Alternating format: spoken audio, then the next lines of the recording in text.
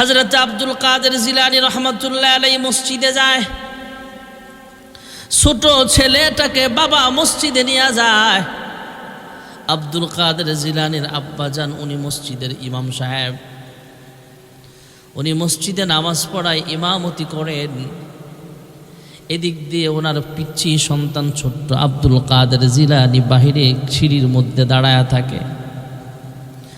শিশু আব্দুল কাদের জিলানী মসজিদের সিঁড়ির মধ্যে যে মুসল্লিরা জুতা রাখছে, যে জুতাগুলো উপরে ছিল কিছু কিছু জুতা নিচে নামায়া দেয়, আবার কোনো কোনো জুতাগুলো সিঁড়ি থেকে নিচের সিঁড়ি থেকে উপরের সিঁড়িতে উঠায় রাখে, নিচ থেকে উপরে উঠায়। মুসল্লিরা একদিন দুই দিন তিন দিন খেয়াল করলেন কি ব্যাপার, আমি জুতা রাইখা যায় প্রথম সিঁড়িতে, আইসা দেখি আমার জুতাগুলো নিচের সিঁড়িতে রাখা। আবার কেউ বলেন আমার জুতাগুলো নিচের সিঁড়িতে রাখা ছিল, আমার জুতাগুলো উপরের সিঁড়িতে উঠায় রাখে কে? কয়েকদিন যাওয়ার পর মুসল্লি একজন টের পাইলেন, আমাদের জুতাগুলো উল্টা পাল্টা করে যে রাখে এটা হলো ইমাম সাহেবের সন্তান আব্দুল কাদের। সবাই মিলে ইমাম সাহেবের মান সম্মানের ব্যাপারে কেউ ইমাম সাহেবকে কোনো কথা বলে না। এই খবর ইমাম সাহেবের কানে পৌঁছালে শিশু আব্দুল কাদের জিলানীকে বাবা ডাক দেয়া কয়, হে আব্দুল কাদের, কি হয়েছে তোমার? তুমি এইভাবে মানুষের জুতাগুলো উপরের সিঁড়ি থেকে নিচের সিঁড়িতে রাখো, নিচের থেকে উপরে উঠায় রাখো, কি হয়েছে তোমার বলো? তোমাকে মসজিদে নিয়ে আসি, আমি কিভাবে নামাজ পড়ি সেভাবে নামাজ পড়া তুমি শিখবা। আমি তোমাকে মসজিদে নিয়ে আসি এটা শিখাইবার জন্য যে তুমি কিভাবে সেজদা দিবা, আমার থেকে দেখা দেখা সেজদা দিবা শিখবা। হে আব্দুল কাদের, তুমি এইভাবে উল্টা পাল্টা করো কেন? কি হয়েছে তোমার? শিশু আব্দুল কাদের জিলানী ডাক দিয়া কয়, আব্বা জান, আমি নিজের থেকে ইচ্ছাকৃতভাবে এই কাজগুলো করি না। কয় কেন করো? কয় আমি যখন নামাজের জন্য বাহিরে দাঁড়ায় থাকি অপেক্ষা করি, তখন কে যেন গায়েব থেকে আমাকে আওয়াজ শোনায়। এ আব্দুল কাদের, তোমাকে কিন্তু সাধারণ কাজের জন্য দুনিয়ার জমিনে পাঠানো হয় নাই। তোমাকে দিয়ে আল্লাহ তাআলা দ্বীনের অনেক খেদমত করাবেন, দ্বীনের দায়ী হিসাবে আল্লাহ তোমাকে কবুল করবেন। আর যেখানে দেখতেছ জুতাগুলো রাখা আছে, জান্নাতি মানুষ, জান্নাতি মুসল্লি যারা, এই জুতাগুলো তুমি উপরে রাখবা, আর জাহান্নামীদের জুতাগুলো তুমি নিচে রাখবা। আব্দুল কাদের জিলানী ডাক দেয়া কয়, আব্বা জান, আমি নিজের থেকে কাজগুলো করি না, আমাকে গায়েব থেকে কে যেন শিখা দেয়। এই জুতা জোড়াগুলা হলো জাহান্নামের জুতা, আমি নিচে নামায়া দেই। কে যেন শিখায়া দেয় এই জুতাগুলো জান্নাতির জুতা, এই জুতাগুলো আমি উপরে রাইখা দেই।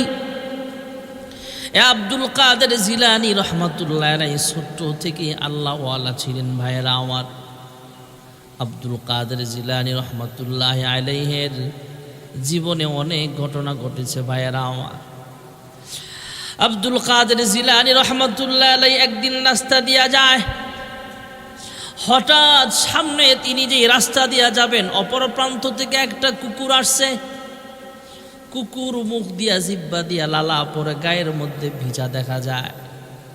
কুকুর যখন ভিজা থাকে, শরীরটা যদি ভেজা থাকে, আমাদের কাপড়টা যদি কুকুরের ভেজা শরীরে লেগে যায়, তাহলে আমাদের শরীর নাপাক হয়ে যাবে, কাপড় নাপাক হয়ে যাবে। আব্দুল কাদের জিলানী ডাক দিয়া কয়, হ্যাঁ কুকুর, আমি পথিক মুসাফির পথ চলতেছি, তুমি যেহেতু সামনে চলে আসছ, তুমি নাপাক, আমি তো একটু পরে নামাজ পড়া লাগবে, নামাজের মাসআলা আছে, পাক নাপাকির মাসআলা আছে। হ্যাঁ কুকুর, তোমার তো পাক নাপাকির কোনো মাসআলা নাই, তুমি একটু নিচে নেমে যাও। কুকুরের জবান আল্লাহ তাআলা খুলে দিলেন। কুকুর ডাক দেয়া কয়, হে আব্দুল কাদের জিলানী, আমার জিব্বা দিয়া যে নাপাক আছে, এই নাপাক যদি তোমার শরীরে লাইগা যায়, তাহলে পবিত্র করার মতো কোনো অস্ত্র আছে কিনা বলো। পবিত্র করার কোনো ব্যবস্থা আছে কিনা বলো। আব্দুল কাদের জিলানী জানায়া দিলেন, হ্যাঁ ব্যবস্থা আছে। কয় কি ব্যবস্থা? কয় আমার কাপড়ে যদি নাপাক লেগে যায়, কাপড়টা ভালো পানি দিয়ে ধৌত করলে পবিত্র হয়ে যাবে। কুকুর ডাক দিয়া কয়, আবার হে আব্দুল কাদের জিলানী, তোমার শরীরে যদি কুকুরের নাপাক লেগে যায় তাহলে তোমার শরীরটা ভালো পানি দিয়ে ধুইলে পবিত্র হয়ে যাবে। আর এখন তুমি যে অহংকার তোমার মনের ভিতরে আসছে, কুকুর তুই নাপাক, তুই নেমে যা, আমি পাক, এই অহংকার নিয়ে যদি কবরের বাসিন্দা হও তাহলে এই অহংকার নাপাকটা অন্তর থেকে দূর করার জন্য জাহান্নামের আগুনে তোমাকে জ্বালানো হবে। আব্দুল কাদের জিলানী রহমাতুল্লাহ আলাইহির সাথে এমন ঘটনাও ঘটে গেল। কুকুর ডাক দেয়া কয়, হে আব্দুল কাদের, তুমি শ্রেষ্ঠ নাকি আমি শ্রেষ্ঠ? আব্দুল কাদের জিলানী ডাক দেয়া কয়, কুকুর রে, আমি যদি এই মুহূর্তে তোমাকে বলি যে তুমি শ্রেষ্ঠ তাহলে এটা ভুল হবে। কারণ আল্লাহ তাআলা বলেন, লাকাদ খালাকনাল ইনসানা ফি আহসানি তাকওয়িম। আল্লাহ রাব্বুল আলামিন বলেন, মানুষ হলো শ্রেষ্ঠ জাতি। ওয়া লাকাদ কাররামনা বানি আদম, মানুষকে আল্লাহ তাআলা সবচেয়ে শ্রেষ্ঠতম জাতি হিসাবে বানিয়েছেন। হ্যাঁ কুকুর, আমি যদি বলি তুমি শ্রেষ্ঠ তাহলে ভুল হবে, আবার যদি বলি তুমি শ্রেষ্ঠ তাহলে যেমন ভুল হবে। আর যদি আমি বলি আমি শ্রেষ্ঠ, ওলো ঝামেলা আছে। কই কি ঝামেলা? হ্যাঁ কুকুর, তোমার তো কোনো হিসাব হবে না। হাসরের ময়দানে দুর্বল কুকুর যারা ছিল দুনিয়াতে, সবল কুকুররা, জালেম কুকুররা দুর্বলের উপর আক্রমণ করেছিল। হাসরের মাঠে দুর্বল কুকুরটাকে এবার সবল বানায় দেওয়া হবে, আর সবল কুকুরটাকে দুর্বল বানায় দেওয়া হবে। দুনিয়ার কৃতকর্মের প্রতিদান সঙ্গে সঙ্গে দেওয়া হবে। সাজা সেখানে দিয়ে আল্লাহ বলবে, কুনতু তুরাবা, কুনতু তুরাবা, তোমরা মাটি হয়ে যাও। আল্লাহ তাআলা বলবেন কুনতু তুরাবা। আল্লাহ তাআলা নাফরমানদের ব্যাপারে কুরআনুল কারীমে আল্লাহ তাআলা আয়াত এনেছেন, যালিকাল ইয়াউমুল হাক্কু ফামান শাআ আত্তাখাযা ইলা রাব্বিহি মাআবা ইন্না আনযারনাকুম আযাবান করিবা ইয়াউমা ইয়ানযুরুল মার'উ মা قدمت يداه ويقول الكافر يا ليتني كنت ترابا। নাফরমানরা সেদিন বলবে, আল্লাহ, এই কুকুর বিড়ালদেরকে যেমন মাটির সাথে মিশায়া দিয়েছেন, আমিও যদি মাটি হয়ে যাইতাম তাহলে আমার হিসাব নিকাশ হতো না। আব্দুল কাদের জিলানী কয়, কুকুর রে, তোমার হিসাব হবে না, আমার তো হিসাব হয়ে যাবে। আমি যদি ঈমান আমল নিয়ে মরতে না পারি তাহলে তোমার চাইতে আমি নিকৃষ্ট হয়ে যাব। আর যদি আমি ঈমান আমল নিয়ে চলতে পারি আর ঈমান আমলের সহিত মৃত্যুবরণ করতে পারি তাহলে আমি হলাম সবচেয়ে শ্রেষ্ঠ জাতি। আমি তোমার চাইতে শ্রেষ্ঠ হয়ে যাব যদি ঈমান আমল নিয়ে চলতে পারি। ঈমান আমলের এত দাম, এই জন্য সমস্ত আম্বিয়া আলাইহিমুস সালাম কালেমার পথে মানুষকে দাওয়াত দিয়েছেন, আমলের পথে মানুষকে দাওয়াত দিয়েছেন। এই আমল করাইতে যায় মানুষকে, ঈমানের পথে দাওয়াত দিতে যায়, কালেমার পথে দাওয়াত দিতে যায় আম্বিয়া আলাইহিমুস সালাম অনেক কষ্ট করেছেন। ভাইয়েরা আমার, হযরতে দাউদ পয়গম্বর মানুষের ময়দানে অনেক কষ্ট করেছেন, দাওয়াত দিয়েছেন। ইউনুস পয়গম্বর মানুষের ময়দানে দাওয়াত দিয়েছেন। হযরত আইয়ুব পয়গম্বর কষ্ট করেছেন। ভাইয়েরা আমার, হযরতে নূহ পয়গম্বর আলাইহিস সালাম মানুষের ময়দানে কষ্ট করেন, কালিমার দাওয়াত দেন, কুলু লা ইলাহা ইল্লাল্লাহ। ৯৫০ বছর পর্যন্ত কালিমার দাওয়াত দিলেন নূহ আলাইহিস সালাতু ওয়াস সালাম। নূহ পয়গম্বর দাওয়াত দেয়, জালেম মানুষগুলো, উম্মতগুলো হযরতে নূহ পয়গম্বরের উপর আঘাত করে, জুলুম করে, অত্যাচার করে, অত্যাচার করে, পিঠায় রক্তাক্ত করে, মাইর দেয়। রক্তাক্ত অবস্থায় নূহ পয়গম্বরকে পাথরের উপরে শোয়া চলে যায়। সন্ধ্যা হয়ে গেলে আল্লাহ তাআলা জিবরাইল আমিনকে পাঠায় দেয়। জিবরাইল আইসা শরীরটাকে আবার মুইসা দেয়, ক্ষত স্থানে মলম লাগা দেয়, পট্টি লাগা দেয়। নূহ পয়গম্বর আবার আগের মতো সুস্থ হয়ে যায়। হযরতে নূহ পয়গম্বর জানতে চায়, হে জিবরাইল, আগামীকাল আমার ডিউটিটা কি হবে, কাজটা কি হবে? আল্লাহর হুকুমে জিবরাইল জানায় দেয়, হে নূহ, আজকে যেই কাজ করছো আগামীকাল একই কাজ তোমাকে করা লাগবে। হযরতে নূহ পয়গম্বর শুধু কালিমার দাওয়াত দেন, কুলু লা ইলাহা ইল্লাল্লাহ। কষ্ট করেছেন, পরের দিন দাওয়াত দেন, পরের দিন উনি মাইর খাওয়া লাগছে। জালেম উম্মতেরা ওনাকে আঘাত করে, জুলুম করে, অত্যাচার করে, জ্ঞান হারায় ফেললে সেখানে রাইখা রক্তাক্ত অবস্থায় চলে যায়। নূহ পয়গম্বরকে রক্তাক্ত অবস্থায় রাইখা সবাই চলে যায়। বিকালবেলা, সন্ধ্যাবেলায় জিবরাইল আমিনের আগমন। আইসা আবার ক্ষত স্থানে মলম লাগায়া দেয়, পট্টি লাগায়া দেয়, সুস্থ হয়ে যায়। নূহ নবী জানতে চায়, আগামীকাল আবার কি ডিউটি আমার? হে জিবরাইল বলো।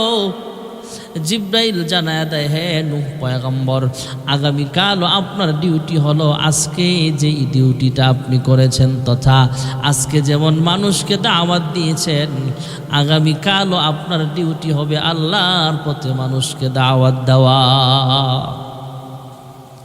আল্লাহর পথে মানুষকে দাওয়াত দেওয়া, বেঈমানকে ইমানদারের পথে দাওয়াত দেওয়া।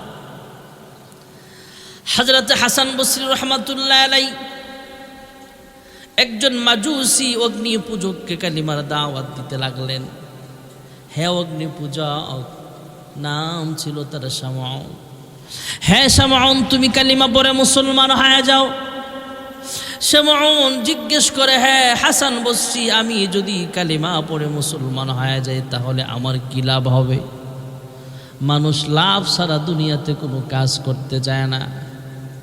হাসান বসরি ডাক দেয়া কয়, হে শামউন, তুমি যদি কালিমা পড়ে মুসলমান হয়ে যাও, তোমার ১ নম্বরের ফায়দা হবে, তোমার পিছনের জিন্দেগির সব গুনাহ খাতা আল্লাহ মাফ করে দিবে। আর কি ফায়দা হবে, আর কি লাভ আছে বলো? তোমার ২য় নম্বরের ফায়দা হলো তোমার নামটা জাহান্নামের দফতর থেকে কাইটা আল্লাহ তাআলা জান্নাতীদের খাতার ভিতরে তোমার নাম উঠায়া দিবে। শামউন ওয়াদাবদ্ধ হলেন, হে হাসান বসরি, আমি এই মুহূর্তে কালিমা পড়ে মুসলমান হয়ে যাব, তবে একটা শর্ত। কয়, কি শর্ত বলো? তুমি যে বললা আমি কালিমা পড়ে মুসলমান হয়ে গেলে আমার নামটা আল্লাহ জাহান্নামের লিস্টি থেকে কাইটা জান্নাতীদের খাতার ভিতরে উঠায়া দিবে। কয়, হ্যাঁ। আমার পিছনের জিন্দেগির সব গুনাহগুলো আল্লাহ তাআলা মাফ করে দিবে। কয়, হ্যাঁ। কয়, এই কথাগুলো তোমার শুধু জবান দিয়া বললেই হবে না, কাগজে কলমে একটু দলিল লেখা দেওয়া লাগবে। সেই দলিলের ভিতরে তোমার সিগনেচার থাকা লাগবে যে তুমি লিখেছ এই দলিল খানা। হযরতে হাসান বসরি আবার কাগজ নিলেন, কলম নিলেন, লিখলেন। আল্লাহর হাবিবের 2টা হাদিস লেখা দিলেন। ক্বালা রাসূলুল্লাহ সাল্লাল্লাহু আলাইহি ওয়াসাল্লাম, মান ক্বালা লা ইলাহা ইল্লাল্লাহ দাখালাল জান্নাহ। ক্বালা রাসূলুল্লাহ সাল্লাল্লাহু আলাইহি ওয়াসাল্লাম, আল ইসলামু ইয়াহদিমু মা কানা ক্বাবলাহু আও কামা ক্বালা আন-নাবিয়্যু আলাইহিস সালাতু ওয়াস সালাম। হযরত হাসান বসরি 2টা হাদিস লিখে দিলেন। আল্লাহ শামউন কালিমা পড়ে মুসলমান হয়ে গেছে। শামউন যেহেতু কালিমা পড়ে মুসলমান হয়ে গেছে, তোমার হাবিবের ভাষা অনুযায়ী শামউনের পিছনের গুনাহ মাফ হয়ে গেছে। তোমার হাবিবের ভাষা অনুযায়ী শামউনের নামটা জান্নাতীদের খাতার মধ্যে লিপিবদ্ধ হয়ে গেছে। কথাগুলো লেখা, শামউন কালিমা পড়ে মুসলমান হয়ে গেছে। সে কথাগুলো লেখা হাসান বসরি সিগনেচার দিয়া দিলেন। সিগনেচার দিয়া সাইন দিয়া শামউনের হাতে দলিলখানা তুইলা দিলে। শামউন ডাক দিয়া কয়, হে হাসান, এই দলিলখানা কাগজখানা আমার জমিনে কোনো কাজে আসবে না, দুনিয়ার হায়াতের জিন্দেগিতে আমার কোনো কাজে আসবে না। আমি যদি আপনার আগে দুনিয়া থেকে বিদায় হয়ে যাই, এই কাগজখানা আপনার কাছে আমানত দিয়ে রাখলাম। আমার জানাজার ইমামতি আপনি নিজে করবেন, কবরে দাফন করার সময় আপনি নিজে নামবেন। আমার কাফনের কাপড়টা সরায়া সেখানে আপনি এই কাগজখানা ঢুকায়া দিবেন। আপনার সিগনেচার কৃত কাগজখানা ঢুকায়া তারপরে আমাকে দাফন করে দিবেন। হাসান বসরি রহমাতুল্লাহ আলাইহি ওয়াদাবদ্ধ হলেন। কিছুদিন পর জানতে পারলেন, হাসান বসরি শুনতে পাইলেন শামউন দুনিয়া থেকে বিদায় হয়ে গেল। হযরত হাসান বসরি সেখানে উপস্থিত হলেন, গোসল করালেন না, জানাজার ইমামতি নিজেই করলেন। কবরে লাশ দাফন করার সময় নিজেই কবরে নামলেন। কাফনের কাপড়টা একটু সরায়া ওনার সিগনেচার কৃত আমানত যে কাগজখানা রাখা হয়েছিল, দলিলখানা, সেখানে ঢুকায়া তারপরে দাফন করা হলে। কয়েকদিন পর হাসান বসরি স্বপ্নে দেখেন শামউন আল্লাহর জান্নাতের ভিতরে ঘোরাঘুরি করতেছে। জিজ্ঞেস করা হলো, হ্যাঁ শামউন, তুমি কিভাবে কালেমাওয়ালা হলা? ঠিক আছে, তুমি জান্নাতের মালিক হইলা কিভাবে? শামউন কয়, হে হাসান বসরি, আমাকে যখন ফেরেশতারা প্রশ্ন করার জন্য আসছিল, তখন ফেরেশতাদেরকে আমি বললাম, ফেরেশতারা রে, আমি একজন জান্নাতি মানুষ, আমি ইমানদার, আমার গুনাহ আল্লাহ মাফ করে দিয়েছেন। ফেরেশতারা বলে, প্রমাণ কি বলো?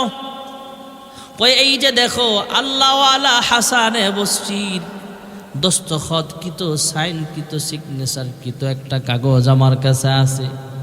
আমি জান্নাতি মানুষ, আমি ঈমানওয়ালা, আমাকে আল্লাহ ক্ষমা করে দিয়েছেন পিছনের গুনাহগুলা। এই কথাগুলো লেখা, দলিল লেখা দিয়েছেন হাসান বসরি। আল্লাহর কাছে দেখাও, তোমরা আমাকে জান্নাত দাও। এটা দেখানোর পর স্বপ্ন যোগেই হাসান বসরিকে শামউন ডাক দিয়া কয়, এই দলিলের বরকতে যেহেতু আমি ঈমানওয়ালা, আল্লাহ রাব্বুল আলামিনের হুকুমে ফেরেশতারা আমার কবরটাকে জান্নাতের সাথে যোগাযোগ করায়া দিছে। এই জন্য যে কথাটা বলতেছিলাম, ঈমান, আমল এবং নিজে চলা, অপরকে দাওয়াত দেওয়া। ঈমানদার বেঈমানকে ঈমানের পথে দাওয়াত দেব, বেঈমান আল্লাহর পথে দাওয়াত দেওয়া। আর ঈমানদারকে নামাজের পথে দাওয়াত দেন, ঈমানদারকে রোজার পথে দাওয়াত দেন, হজ্জের পথে দাওয়াত দেন, যাকাতের জন্য দাওয়াত দেন। আল্লাহ রাব্বুল আলামিন আমাদের সকলকে ঈমান আমল নিয়ে কবরে যাওয়ার তৌফিক দান করুন। আমিন। ওয়া আখিরু দাওয়ানা আনিল হামদুলিল্লাহি রাব্বিল আলামিন। আসসালামু আলাইকুম ওয়া রাহমাতুল্লাহি ওয়া বারাকাতুহু।